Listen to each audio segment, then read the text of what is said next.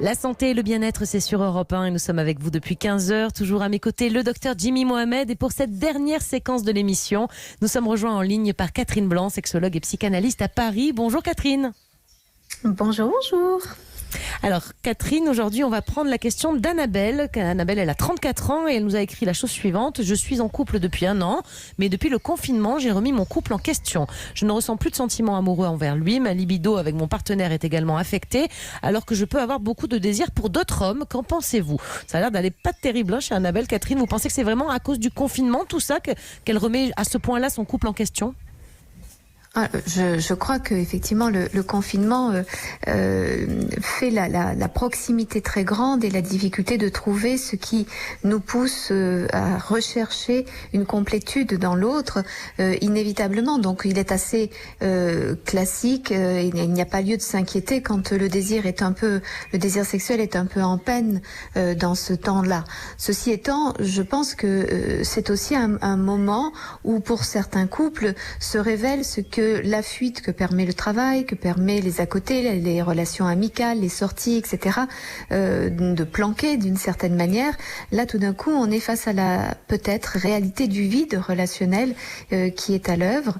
C'est ça, Catherine, parce qu'en fait, elle ressentait peut-être des choses de ce type-là avant, mais avec le confinement, tout ça s'est accentué. Ces questions sur son couple et peut-être cette libido un peu finalement branlante aussi.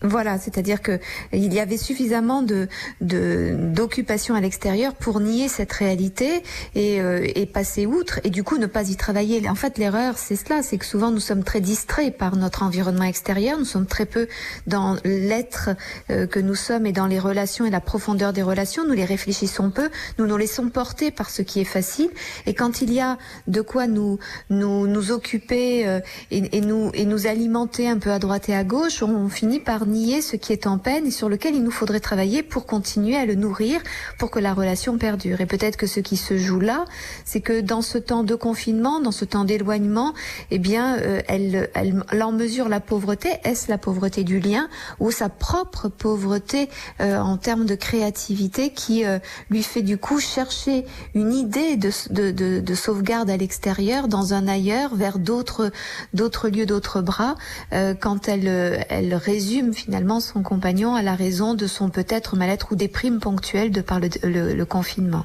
Jimmy ? Parce que je peux comprendre que la libido soit peut-être un peu en berne, ça on peut le comprendre vis-à-vis de son partenaire, mais là elle dit quand même qu'elle a plus de désir pour d'autres hommes alors qu'on est confiné. Est-ce que c'est pas tout simplement des fantasmes et un fantasme ne doit pas forcément être assouvi ? Absolument, tous les fantasmes ne sont pas assouvis et heureusement puisque nous avons certains fantasmes qui sont ingérables, puisque certains sont agressifs, certains sont dévorants. Quand je dis dévorants, c'est-à-dire sans mesure aucune et respect de l'environnement ou de soi-même parfois. Benjamin Lévesque en sait quelque chose, oui. Et voilà, c'est ça. Donc, lui seul comprend ce que je viens de dire, c'était un message personnel. Donc, mais effectivement, tous les fantasmes ne sont pas là pour être assouvis, ils sont souvent là pour faire bouger, faire évoluer notre désir, le nourrir, lui trouver une sorte de bouillonnement intérieur. Et évidemment que entre la rêverie non accessible et heureusement non accessible et le réel plus raide, plus convenu et plus casanier, évidemment qu'il y a une marge importante et l'erreur serait de penser que d'un côté il n'y a plus rien quand il y aurait du tout possible, alors que d'un côté il y a en fait du rêve quand il y a en face un réel qui a besoin d'être régulièrement alimenté. Et le fantasme, lui, semble toujours en mouvement de façon assez facile, ce qui pourrait être évidemment une erreur d'interprétation. Bon, Catherine, qu'est-ce qu'on peut conseiller pour terminer très concrètement, on va dire, à Annabelle ? C'est le moment de le quitter, de réfléchir, d'essayer d'arranger les choses. Enfin, qu'est-ce que vous lui conseillez très concrètement pour son couple-là qui existe depuis 1 an quand même ?